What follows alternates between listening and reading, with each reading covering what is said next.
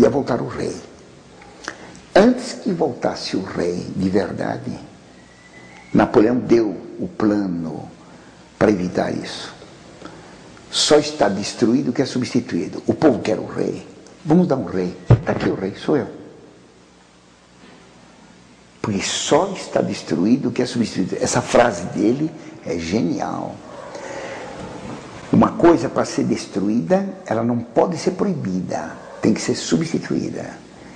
O proibido deixa um vazio. O substituído não. Onde tem algo substituindo o que foi proibido, o povo é iludido. Assim, proibir a missa antiga, o Vaticano II não fez. O Vaticano II substituiu a missa. E o povo esqueceu a verdadeira. Só é destruído o que é substituído. E foi o que aconteceu no Vaticano II.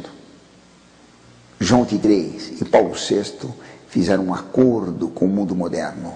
Igualdade, liberdade, fraternidade. Igualdade com a colegialidade. Os bispos mandam contra o Papa. Liberdade e religião. Fraternidade e ecumenismo. Tratar todo mundo como se fossem irmãos. Caim e Abel abraçados pelo pescoço. Abel morreu. É um amor grande, um amor fraterno. Então a monarquia ia voltar. Todo mundo, toda a França era monárquica. Então, já que ia voltar a monarquia, e seria a monarquia católica, Napoleão sugeria fazer uma monarquia revolucionária. Ele era o rei. Se querem o rei, estou aqui eu. Eu dei liberdade para a igreja. Quando ele sugeriu fazer uma nova monarquia, os jacobinos revolucionários que estavam no poder ainda, que estavam enchendo as câmaras, as assembleias ainda, ficaram furiosos, acusando Napoleão de estar traindo a revolução. Ele dizia que não, que eles eram os idiotas. Ele estava salvando a revolução. Por quê? Fazendo uma falsa monarquia se esqueceria a antiga. O golpe foi tão bem dado que todos os monarquistas apoiaram Napoleão. O próprio irmão do rei Luís XVI, na esperança de que Napoleão, restaurando a monarquia, chamariam dele para o trono, apoiou. Então Napoleão subiu ao poder com o apoio dos católicos. Como eu disse, a Vendéia e a Bretanha, que eram as províncias mais católicas que tinham lutado contra a Revolução Francesa, votaram em massa para Napoleão como rei. Só está destruído o que é substituído. Mas os revolucionários exigiram uma garantia. Ele ia fazer uma falsa monarquia. Que garantia ele daria para os revolucionários de que ele não tentaria restaurar uma monarquia de verdade? Exigiram dele uma garantia de não fazer um acordo com os reis verdadeiros. Ele deu a garantia. Ele mandou raptar um príncipe da família real francesa que morava na Alemanha, perto da fronteira, o Duque d'Enghien, primo dos reis da França, da família Condé. Napoleão mandou uma tropa de 80 homens, comandada por Caulaincourt, atravessar a fronteira secretamente, atacar o castelo onde estava morando esse príncipe, raptá-lo, trazê-lo rapidamente a Paris. Ele foi trazido a Paris para a fortaleza de Vincennes, no leste de Paris. Na fortaleza de Vincennes, foi julgado na mesma noite, fuzilado de manhã cedo. Nunca mais Napoleão podia se reconciliar com a família real francesa, porque entre ele e a família real tinha o sangue do Duque d'Enghien. A garantia que ele dera de não restaurar uma monarquia, de se fazer imperador, mas um imperador ersatz, na linguagem comum de hoje, uma palavra grosseira, um imperador fajuto, um imperador falso, era matar um príncipe da família real. Ele matou. Está claro? Foi eleito imperador, pegou a coroa e se meteu a coroa na cabeça, poupando o Papa de coroar o assassino do Duque d'Enghien. Um autor francês, Claudel, numa peça a respeito, faz um personagem perguntar para o Papa: como é que o senhor confundiu o bode com o cordeiro? Como é que o senhor coroou o bode e não o cordeiro? O rei verdadeiro você não conheceu, o senhor coroou o imperador falso. É tão fácil distinguir o bode do cordeiro. Ele restaurou uma monarquia absolutamente ridícula. Está claro? Os revolucionários protestavam, mas eu sou garantia da vitória da Revolução. Eu sou a Revolução Francesa. E ele era mesmo. Fazendo aparentemente o contrário da Revolução, ele realizava exatamente o que a Revolução tinha pretendido. Era uma pessoa do povo que ficava rei. Antes da Revolução, só o filho do rei podia ser rei. Agora não. Ele, pelo mérito pessoal dele, de general, ele tinha conseguido a coroa. Qualquer um podia governar. Está claro? Era o triunfo da igualdade. Ele vai dominar a Europa. E vai nomear os irmãos dele, e os parentes dele, e os generais dele, reis de todo lado. O irmão dele mais velho, o Zezinho, grão-mestre da maçonaria, ele vai nomeá-lo, em primeiro lugar, rei de Nápoles. E lá foi o Zezinho primeiro, rei de Nápoles. O José Bonaparte passou a vida inteira com inveja de Napoleão, julgando que Napoleão tinha fraudado a ele. Napoleão fez ele, então, rei de Nápoles. O general Bernadotte, noivo de uma antiga namorada de Napoleão, ele nomeou rei da Suécia. O outro irmão dele, Luís Bonaparte, nomeou rei da Holanda. O outro irmão, Jerônimo, nomeou rei da Westfália. Está claro? Mais tarde, quando ele vai conquistar a Espanha, ele vai transferir o irmão dele mais velho, José Bonaparte, de Nápoles para Madrid.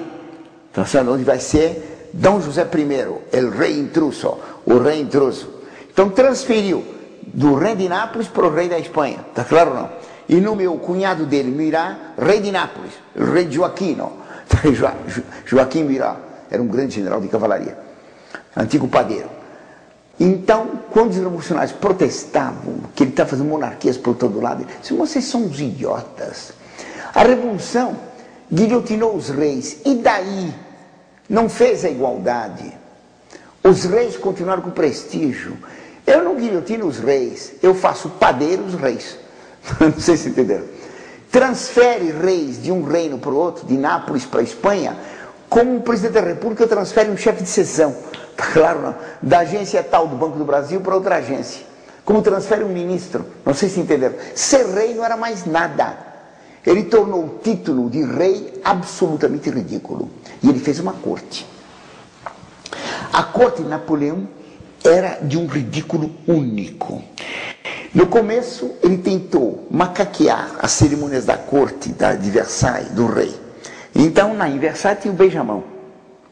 Então, as pessoas convidadas iam até o trono do rei e beijavam a mão do rei, trocavam uma palavra, etc. Isso levava um tempasso. Napoleão era um homem que não tinha paciência. Ele trabalhava 20 horas por dia. Ele só dormia 4 horas por noite. Ele fazia os ministros trabalharem tanto que 3 ministros morreram de cansaço. De tanto que exigia trabalhar. Ele dormia 2 horas, trabalhava um tempasso, depois dormia 2 horas e continuava trabalhando. Só 4 horas por dia, dividido em 2 turnos de 2 horas. Para conseguir trabalhar meses assim, ele trabalhava dentro d'água. Estava sempre numa banheira, ditando ordens para 6 secretários ao mesmo tempo. Quer dizer, uma atividade inacreditável. Ele não aguentava as cerimônias da corte, o beijamão, uma fila enorme lá para ir beijar a mão dele. Falava, para todo mundo. Parava, então, em vez da fila passar por ele, ele punha a mão assim, ia passando na boca de todo mundo. Ele fez uma falsa monarquia, porque só está destruído o que é substituído. Uma moeda forte só pode ser destruída se ela for substituída por uma moeda fraca. Terceiro ponto. A Revolução pregou a igualdade absoluta. Uma igualdade tão grande que a Revolução exigiu que fosse feita igualdade no calendário. Que não tinha cabimento haver um mês de 28 dias, como é o nosso fevereirozinho, e ter um mês de 31 dias. É um absurdo. Por que a desigualdade? Então dividiu o ano em 12 meses de 30 dias. 12 vezes 30, 360. Sobram 5. Os últimos 5 dias do ano eram feriados. Eram os dias sans-culottide. O dia do sans-culotte. O que era o culotte? O culotte. O culotte era aquela roupa para cavalgar. Para cavalgar não pode usar essa calça, que é o pantalão. O pantalão, essa calça, era usado pelos pobres naquele tempo. Aquele é um símbolo de pessoa rica. Quem andava a cavalo tinha um quilote. O povo que era pobre não tinha cavalo, andava de pantalão. A Revolução Francesa proibiu os quilotes. Quem usava o quilote, guilhotina. O único que podia usar quilote na Revolução Francesa foi Robespierre, que passou a vida inteira enculotado. Os 5 últimos dias eram os dias do sans-quilotide, dos pobres. Tá claro? Mas também os nomes dos meses eram nomes em homenagem a pessoas de destaque. Por exemplo, julho é um mês dedicado a Júlio César. Um pretenso poeta, Fábio de Glantine, organizou um novo calendário de acordo com as intempéries. Então, o mês dos ventos era um mês ventoso, tá certo? Depois tem um mês brumoso, e depois um mês chuvoso. Rimava, mas era uma tolice. Depois tinha um mês dos frios, frimário. E tinha o mês do calor, termidor, o mês das messes, messidor. Então os nomes eram tirados das intempéries, os nomes dos meses, ou das coisas que se faziam. A messe, messidor, o mês das colheitas. Frutidor, o mês dos frutos. Também se mudaram os dias da semana, porque os dias da semana são homenagem a deuses. Segunda-feira é dia da lua, lundi em francês, em italiano lunedì, em inglês Monday, dia da lua. Saturday é dia de Saturno, tá claro? Friday é dia da deusa Freia, Vênus. Então, fora os deuses. Então, dividiu-se o mês de 30 dias em 3 semanas de 10 dias.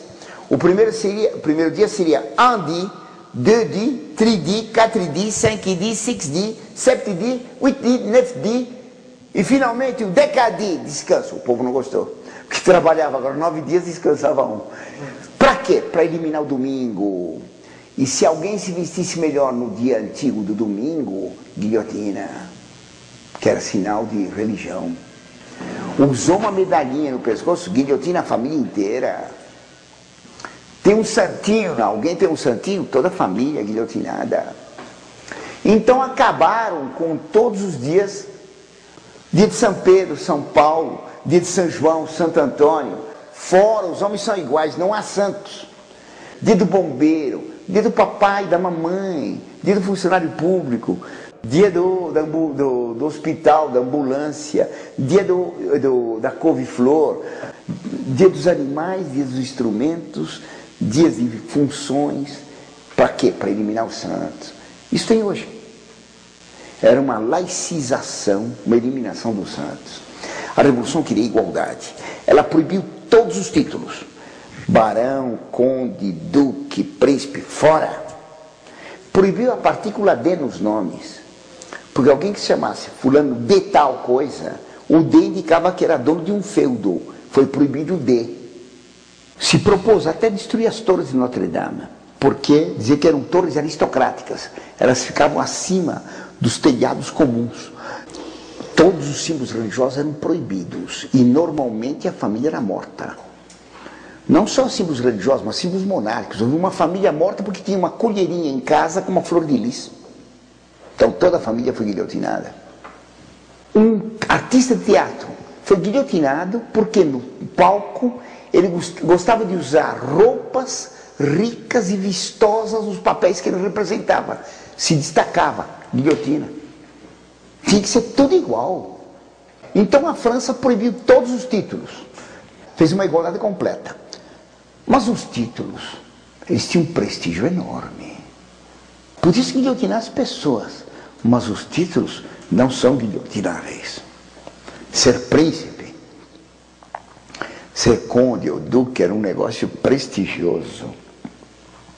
Tão prestigioso aqui que os nossos milionários compram, né? Tem o conde Francisco Matarazzo, o conde Crespi, e daí para fora. Os ricaços compram os títulos. A nobreza tinha um prestígio enorme. E quando a Revolução decaiu, o povo ansiava pela volta dos antigos nobres. Napoleão percebeu. A nobreza ia voltar. A nobreza começou a voltar. E o povo amava a nobreza. Ao contrário do que diz os nossos livros. O que fez Napoleão? Já que a nobreza ia voltar, só está destruído o que é? Portanto, ele fez uma falsa nobreza. Então, de uma só vez, ele nomeou 31 duques, tá certo? Alguns milhares de condes e milhares de barões. Eu não me lembro mais os números. O primeiro nobre que ele nomeou, o primeiro duque do império, foi do Marechal Lefebvre, duque de Danzig. Ele escolheu a dedo, porque ele queria avacalhar os títulos. E o inflacionamento dos títulos desvaloriza os títulos, claro. Quando ele estava em guerra contra a Rússia, ele cercou a cidade de Danzig, na Polônia, e estava para tomar a cidade. Quando a cidade estava para cair, ele se retirou do comando e deu o comando para o general Lefebvre. Era um antigo sargentão, fez ele conquistar Danzig. E quando ele conquistou Danzig, foi lá abraçá-lo. Oh, meu grande general Lefebvre, eu te nomeio duque de Danzig. Por que escolheu ele? Não só por ele ser um bruto. A mulher dele ia ficar duquesa de Danzig, a primeira duquesa do império. Era chamada Madame Saint-Gene, Madame sem modos, sem cômodos, sem respeitos. Era uma fulana baixinha, analfabetíssima. Os grandes criminosos da Revolução ficaram grandes príncipes. Fouché, assassino tremendo, antigo clérigo da congregação do oratório, massacrador de Lyon. Ele com Collot d'Herbois foram nomeados procônsules em Lyon, quando Lyon se revoltou contra Paris em 1793, 94. Ele arrasou Lyon, acabou com a cidade e trocou o nome dela para se chamar Ville Sans Nom, cidade sem nome. Em Lyon, todo o centro histórico foi destruído por ele. Ele reunia na praça principal de Lyon multidões do que eles consideravam antirrevolucionários, todos amarrados, punha canhões a queima-roupa, e ele com Collot d'Herbois aparecendo numa janela, brindavam Vive la République, viva a República. E quando eles brindavam com champanhe, os canhões atiravam a queima-roupa. As balas atravessavam a multidão, matando um número enorme, arrancando pedaços, membros, pernas, braços. O que sobrava de feridos, vinham os soldados e picotavam com as baionetas. Depois reunia outra multidão e matava todo mundo. Esses eram os canhoneiros do Fouché. Napoleão nomeou ele Duque de Otranto. Eles se encontravam, os revolucionários, que tinham sido terroristas com Robespierre, que proibiam chamar outro de vous. Está entendendo? Guilhotinava quem chamava outro de vous. Agora, eu fiquei duque e você, conde, um abraço. Eram os antigos igualitários festejando, que agora eram nobres. Napoleão dizia para os nobres franceses, vocês gostaram?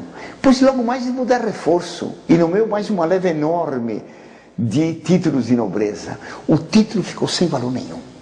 Ser conde, ou ser duque, ou ser príncipe era zero. Ele substituiu a velha nobreza por uma nova nobreza. Porque se só destruísse a antiga nobreza, ficava um vazio. Só é destruído o que é substituído. Nova missa de Paulo VI. A verdadeira missa só é destruída se ela for substituída. Foi o que fez Paulo VI, aplicando o princípio napoleônico.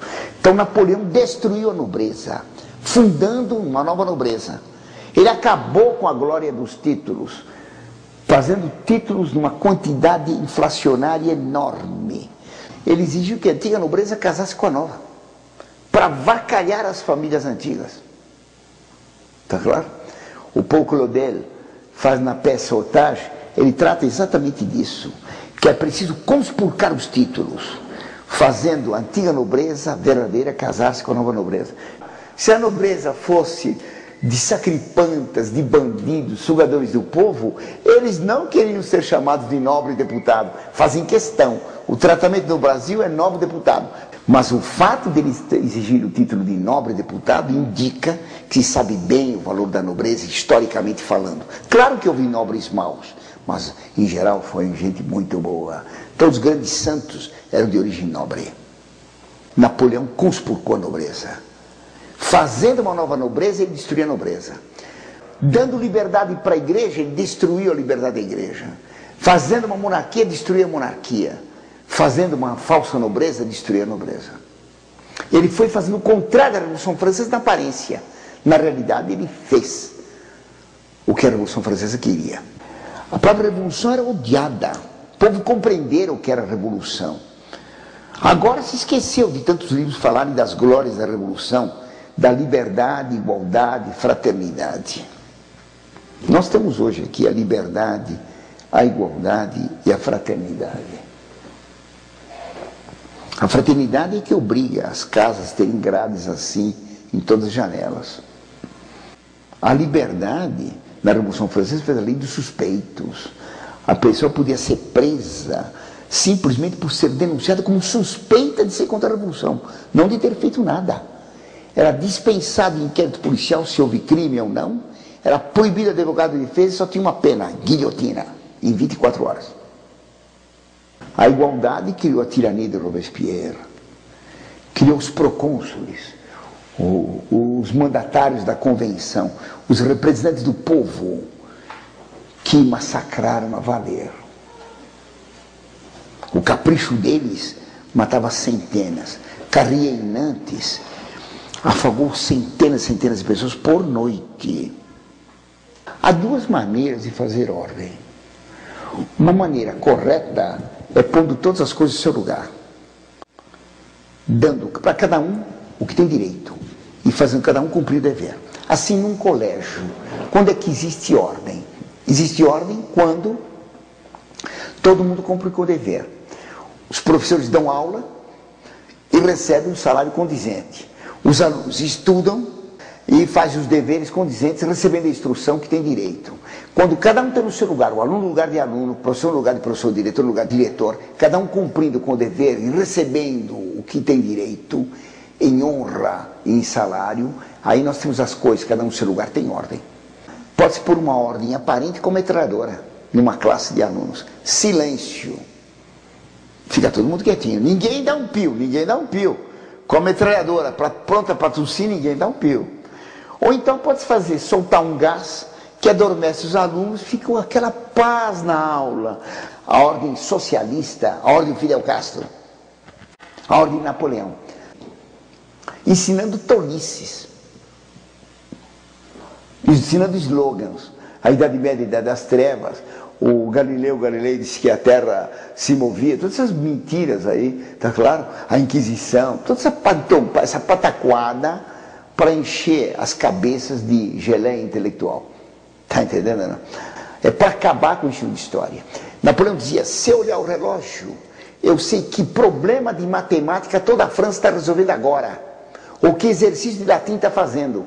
Porque ele tinha o controle de todos os exercícios, de toda a matéria ensinada. Não sei se entenderam. Ele transformou a França num quartel. A grande produção da França no tempo dele é a indústria de muletas, né? Então, ele substituiu a verdadeira ordem pela ordem da força, pela ordem da violência. Então, pela paz do cemitério, ninguém reclama. Os mortos não falam. Ele amordaçou a França. Havia silêncio. Napoleão foi o grande substituto da Revolução Francesa. O que a Revolução Francesa fracassou? A destruição da Igreja Católica. O que ela fracassou? Acabar com as monarquias. O que ela fracassou? Acabar com a nobreza. O que ela fracassou? Fazer anarquia. Napoleão conseguiu fazer com outro método. Por isso ele tinha razão de dizer, eu sou a Revolução Francesa. Quando os livros apresentam Napoleão como o oposto da Revolução, eles estão caindo num conto do vigário. Napoleão é a Revolução Francesa. É a Revolução Francesa a cavalo, sem guilhotina, mas com a ditadura na mão.